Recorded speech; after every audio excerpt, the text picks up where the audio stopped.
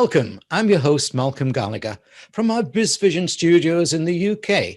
You're watching the Conscious Business Show on the BVTV network. As we all know, we are living and working in an altered world. Change has happened in many ways all over the globe. But that change is not necessarily bad. Search for it and you'll find the good. That's exactly what we are doing all the time at the Conscious Business Show. And my guest today has her finger exactly on the pulse of change and innovation. Now, I don't want you to think I use any excuse to visit Los Angeles, but I will use any excuse to chat to my guest, former British media executive, author of LA and Reinvented, founder of FORE Media. It's a warm welcome back to Jodie Hopperton. Hello again, Jodie. Hi there. Thanks so much for having me. It's great to see you again. And don't tell me, the sun is shining in LA just because it's dark and cold here in England. You know, I'm not telling you. Keep it to yourself. Jodie, before we move into my questions, can you tell my viewers who may have missed your first interview with me who you are and what you do? Of course. So my name is Jodie Hopperton. I am British, as you can tell from my accent, although it's slightly different from yours. My background, as you said, is in news media. So I started out with Trinity Mirror in the UK. Of course, you'll know from the Daily Mirror. And in my days, there were 250 odd regional newspapers, the Racing Post. They had a big portfolio. I then moved to Paris, and I've worked with a couple of large global associations. And then I moved to the New York Times for 5 years, mostly out of Paris, but obviously I spent a long time in New York as well. And then in the last 6 years, I've been working with tech companies who have been serving the industry. So I very much now work between business editorial and very much on the technology front. And 5 years ago, I moved to Los Angeles, which is a lovely place to be. As you say, the sun shines here many days. And I founded a company called FORE Media. And the reason I founded that company is that when I moved to Los Angeles, I realized how much innovation was happening here and across a whole bunch of different industries. Obviously, it's known for Hollywood, but this is actually the birthplace of aerospace. There's a huge retail bunch of companies here. There's a lot of biotech. In fact, it's one of the largest biotech centers in the US. And LA still kind of sits under the radar. So as I speak to many execs, particularly around Europe, they say, oh, LA, without realizing how much is happening here, because Silicon Valley is just so important. And obviously, because of these large tech companies have come out, and LA doesn't do its PR in quite the same way. So when I've been talking to people, and I constantly get this surprise about Los Angeles being so innovative, although this is starting to change, I realized that I needed to help that. So I wrote the book called Los Angeles Reinvented, which is a collection of stories and interviews with senior executives here, from startup founders all the way through to CEOs and CTOs of large companies such as Disney. Just talking about some of the things that are happening here to really explain that innovation, and also why Los Angeles is just so different from any other place in the US or indeed the world. Brilliant. Now, apart from enjoying meeting you, I wanted to ask you back, because I think the work you are doing is so appropriate to our conscious business agenda. You help facilitate innovation, which has the power to bring considerable and considerate change to us all. Do you likewise see that technology can be a force for good, and how? It's such an interesting question. I mean, the main answer is yes. I think the most important thing is that we're more aware of this than ever right now. One of the most interesting shifts we've seen, particularly over the last few months, very much talking about news media, is obviously the US election has just happened, or in some ways is kind of still happening, which I'm sure you've read all about. Oh, no, never heard anything about it. No, it's been so quiet. And it's interesting that for me as a news media professional, I know that's your background, Malcolm, as well, to see the tech companies actually starting to play into that. In 2016, we saw a lot of misinformation and disinformation coming through. So, facts that were not facts, but people were spreading, but also where people were deliberately spreading the wrong information to try and get a certain result, particularly from foreign players. One of the things we started seeing now with the big tech companies is there's a great screenshot, which I can share with you later, which is Donald Trump's tweets from a couple of days ago. And on that screen, Twitter has labeled every single one of his tweets as potential misinformation, where he's claiming the election. And I think it's interesting that now we're seeing there's such power, and I think the Facebooks and Twitters and Googles really are starting to understand the impact they have. I think they kind of understood it, but now they're really starting to admit to it. And they're starting to play a part in that to make sure that things are fact checked, which I think is super interesting. And I also think the big thing from tech is that we're able to track more, which means we're able to understand more. And, you know, as you and I have talked about, right now, we only really measure money. We measure GDP for countries, and for companies, we measure stock price or valuation. But now we're starting to be able to understand so much more. We're able to understand emotions. In fact, my husband yesterday just got one of the new Amazon health bands, which is the first wave have come out. They're super cheap. I have my reservations, but one of the things it does is sentiment analysis. So you can turn it on during conversation or even such as a discussion like this, and it will measure your sentiment. Did you come across as angry or excited or sad or controlling? Which is fascinating. It's slightly scary, but I think if we monitor how that happens, it could be really good. And then in California, the other big thing is clean tech. There's a massive investment in clean tech, and it's the first state to mandate that no new gas cars can be sold from 2035 onwards. It's only electric vehicles, which is really interesting. And that's a big statement. So this state's really going down the electric vehicle and clean energy route, which I think is fantastic. Yeah, brilliant. I like that. Now, you've met and interviewed over 100 plus LA business and thought leaders in preparation for your book. Can you tell us if some of those you met are focused on the consciousness agenda? I'm happy to say many are. I think more and more people are becoming aware of it. I mean, there's a couple here that are super interesting. The first one is Tom Shoes, which you may have heard of. Tom Shoes are the first company that did the buy one, give one. So the founder of that, Tom, when he was away, he realized what hardships people were facing, and he saw children walking miles and miles to school with absolutely no shoes on, and also sometimes in the cold. So he started his business, and that really took off because something really resonated with people, that they were able to do good at the same time of getting something for themselves. And this has actually become a really good way of doing business. And I genuinely believe he didn't realize that when he started out, but you see many other companies latch onto this. And I think that makes a lot of sense. If you've got two identical brands, so say you're buying toothpaste, and in almost every way they're identical, right? How much do you and I know about toothpaste? We know the basic things, but if one says that it's going to give a portion of their profits to a social good, you're more likely to do that because it makes you feel good as well. So Tom Shoes really was the very start of that movement, and I think they deserve a lot of credit for that. The other company here that I wrote about in my book and just absolutely blew me away is a company called Homeboy Industries. Now, this is focused around gang members, which is going to sound strange. Now, the LAPD, the Los Angeles Police Department, says on its website that there are 45,000 gang members. I've heard from other people that the number might be near 120,000. Now, if you come to Los Angeles, you're not going to see them. The only time I've ever met gang members is at Homeboy Industries. And it's very certain areas and it's very territorial.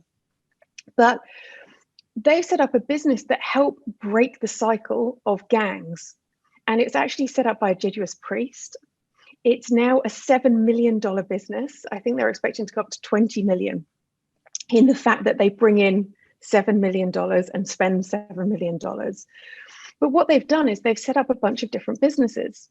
So first of all, ex-gang members have the opportunity to go on a course which teaches work skills and gives them a lot of skills that really help break the cycle, but also look at their backgrounds. Many gang members are second or third generation. So they've grown up with very different backgrounds to you or I. They don't have what you and I would call the same work ethic because it's just so different. So therefore they can't get jobs. It becomes this huge vicious circle. So they've set up Homeboy Bakery and there's Homeboy Clothing. And what it does is it takes many of these gang members or ex-gang members and it gives them an opportunity to break the cycle. And their door is always open. They have a whole bunch of additional services that helps people with.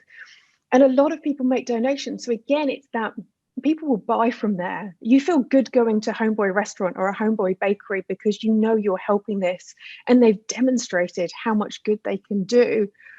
And it just makes you feel good as well with all the things they can do. And there's a lot of money that goes in from leaders here who've particularly had one or two good mentors that have made a difference, and they realize what a difference that individual can make. So there's a lot of recognition here, I think, about the disparities between rich and poor. There's a couple of great examples there, particularly Homeboy there. Now, when you were talking about those businesses, what did you feel was different about them, especially in their business culture and their way of doing things, going about things? I think many of the people I've spoken to have a genuine interest in how they can help society, community. Sometimes it's local community. Sometimes it's how they can help mentor locally. Sometimes it's wider community. And also really starting to understand that products can do bad, and actually evaluating that up front. I think this has been one of the big criticisms of Facebook, is Mark Zuckerberg will generally say, that's not what it was meant for. And it does do a lot of good, which I think is absolutely right. But I think he's also turned a blind eye to the things that it has been able to do, which have a negative impact. And I think many of the other businesses have very much learned from that. So I think it's the internal, but also the external. As I said with Tom Shoes, if you can do something that makes other people feel good, you'll also now see on a lot of different businesses, you'll see what their social impact is. You'll see if they're doing some kind of social good, and they'll shout about it. And many people will say, oh, it's just a PR stunt. But if they're doing the work and they're actually doing it, which they have to, I think that's a really good thing. So I just think the whole mental shift around this has really changed. Mm-hmm. Yeah. Now, just before we go into the next question, I want to remind viewers that on the screen behind me is your URL, because they'll need that to be able to access more details about your book. And for the listeners, it's FORE, that's FORE.media, FORE.media. So let's talk about the book, LA Reinvented. It's got a specific purpose. Can you tell me about it and the book and its purpose? Yeah, absolutely. It's to really help people understand Los Angeles. When the opportunity for me came up to move to Los Angeles, it was kind of left field. So my initial response was, if it's to the US, can't we go to New York or to San Francisco? Because those were two cities I very much knew and I could plug straight into professionally and personally. And I consider myself a citizen of the world. I've visited over 70 countries. I've lived in a number of different countries. But LA hadn't really come across my agenda. And I found that more and more and more as I've stayed here. And people, when I went back to Europe, they said, well, why are you in LA? Isn't it quite vacuous? Isn't it just Hollywood? And that's what people think of. So I really wanted to write the book to explain to people that there are some amazing things going on here in terms of innovation, in terms of technology, but also not necessarily technology. Companies like Homeboy Industries and Tom Shoes are doing very, very good things here and are maybe flying under the radar, or people don't think they're from Los Angeles. And I think that can really help and inspire people in different ways of working. So the book is to really explain a little bit about Los Angeles, why it's a city like no other. There's no town center.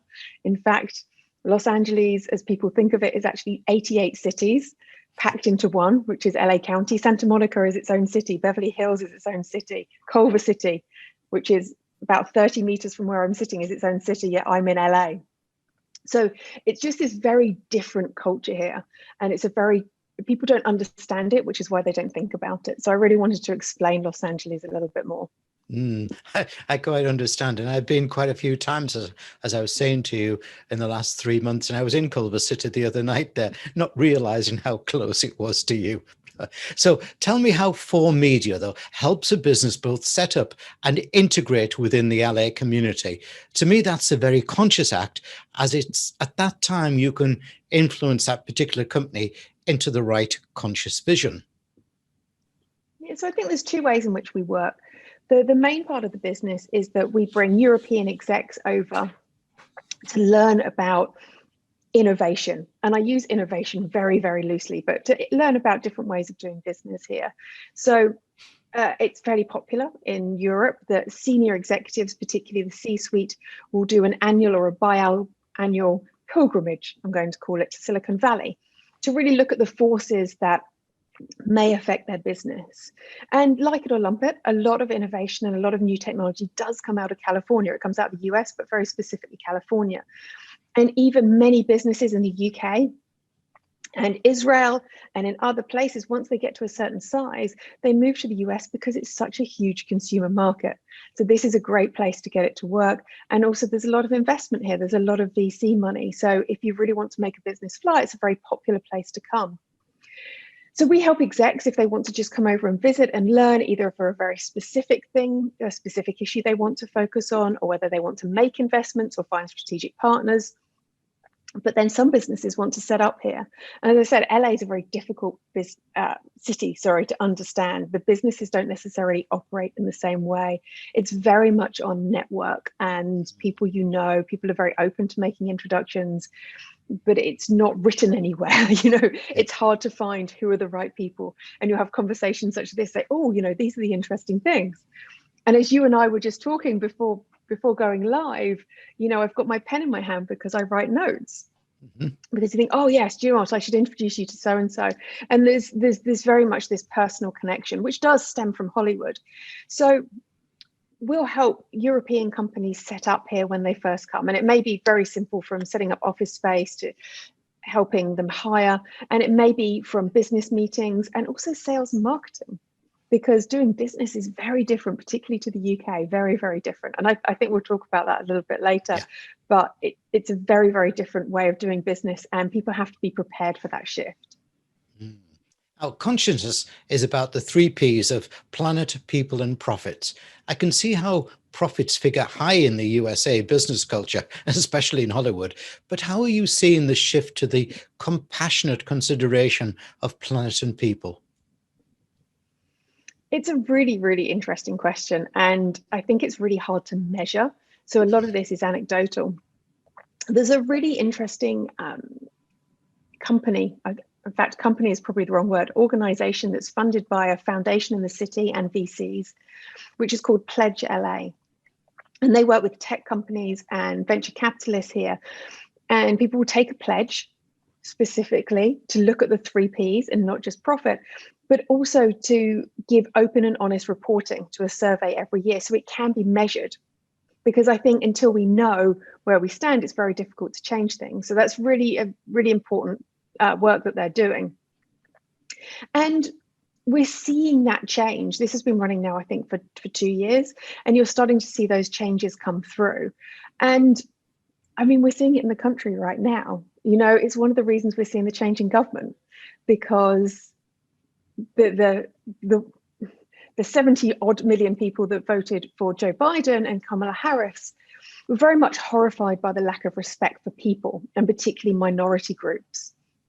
And for lower income, I think one of the big things that sent people over the edge is, and this may be a little bit inside baseball on US politics, but right before the election, there was a big focus from Trump's party, the Republicans, to confirm a Supreme Court judge, when really maybe they were better spending time focusing on a stimulus package for relief, because there's a lot of people out of work and a lot of small businesses going out of work. So you can see this kind of shift in the country changing. Also, there's the physicality of it here. If you're looking at the planet, I'm sure you've seen about all the wildfires here. They're getting worse and worse every year. And sometimes they're horrific and they really wipe out whole towns. And a couple of years ago, we saw that happen. And then we had really heavy rains. And because the vegetation has been wiped out, that caused huge landslides. So it's very much, you get to see that physicality, and it's really, really noticeable here. So I think in California, it's very present, and therefore people are very conscious of it and looking at ways in which they can help.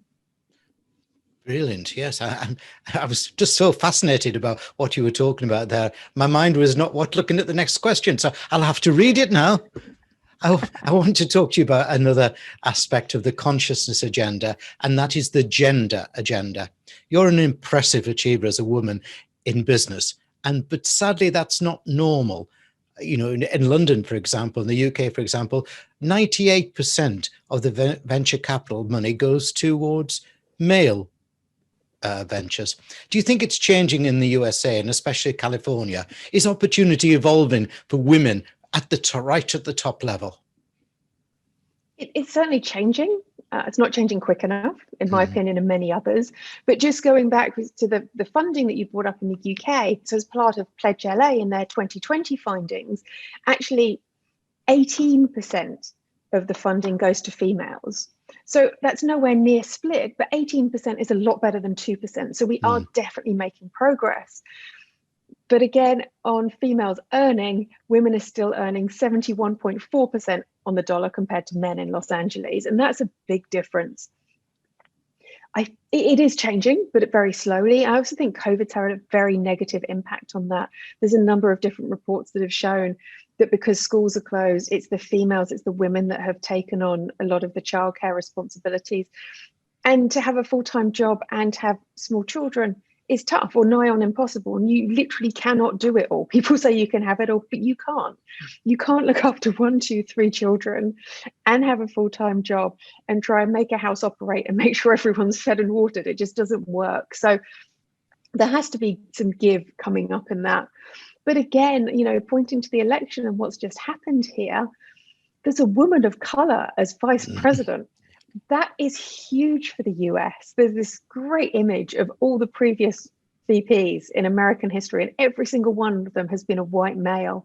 So to have a strong female who's got an incredibly impressive career, and I think is going to do some really great things, but to have someone of color as a female is going to make a big difference. So I think we're going to see some changes, and hopefully that will speed up. I'm optimistic. Yes. We've sat and watched the whole thing. Well, it's got a bright now day, hasn't it?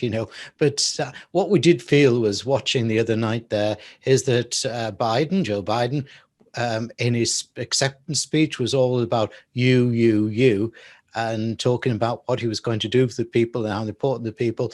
And then Trump was all about me. But it's an interesting world, isn't it? Let's keep on the agenda of diversity and inclusion. You have a very large Hispanic community in LA. Do they get the right encouragement to be entrepreneurs, such as access to finance and business support? Is this not changing? The short answer is no, they don't. In that same survey from Pledge LA, in terms of companies getting funded, only 6% had founders that were Latino or Latina. So that's tiny when the population in Los Angeles is around 50%. Like, that's shockingly bad, shocking. Again, I like to be optimistic on these things. And I do think there's more and more coming through. And also, I think that there's a couple of very prominent, amazing Latina entrepreneurs here who've done incredible things, and they're really starting to shine a light. And there's a few different programs that have been set up. It's not enough, but it's starting to get there. But one of the most interesting things is there's actually a new fintech company that's been set up by a lady called Beatrice Acevedo. And she founded a media company called Me Too that was hugely successful. And she exited from that a few years ago. She sits on a number of boards. She was actually the person that introduced me to Homeboy Industries. So really super interesting lady. And one of the things that she's talked a lot about is how on earth can so many businesses ignore this enormous population, or only have Spanish-speaking ads. And she's actually set up a fintech company called Suma, which is focused on financial and wealth management and empowering Latina communities, because the community that's growing up of young Latinos, they're educated, they're English speaking, they're the fastest growing US demographic with the most purchasing power. And I really think that people ignore this. It's not even a minority at their own peril. And I think these guys are going to be a real force. And I really hope that's going to make a difference. It needs more leaders like Beatrice. There's a lot, there's a lot of programs happening, but I actually think it's this purchasing power of this amazing group of people that is going to make all the difference. And I'm hoping that, if we have this conversation in 3 or 5 years' time, it's going to be a completely different landscape. Yeah, let's hope so. Jodie, what are you proud about what you are achieving at FORE Media, and how do you see your future purpose in this altered world? I think the biggest thing that we're proud of as a team is knowledge sharing and really creating partnerships.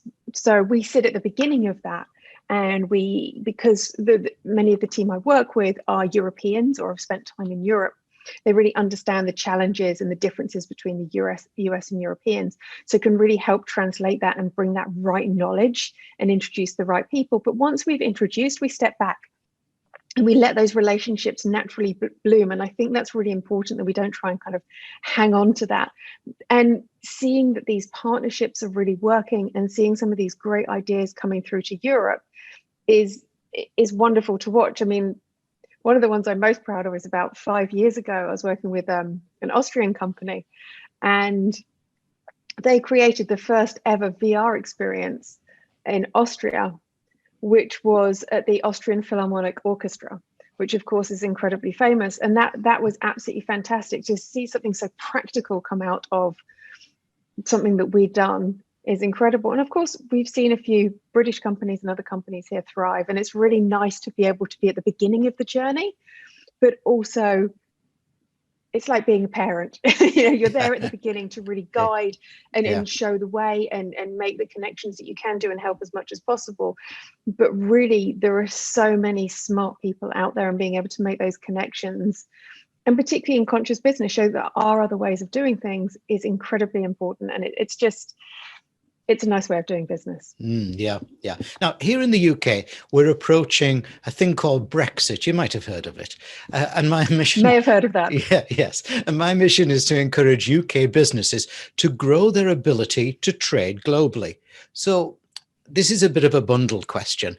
Why should they look to California and especially LA for growth?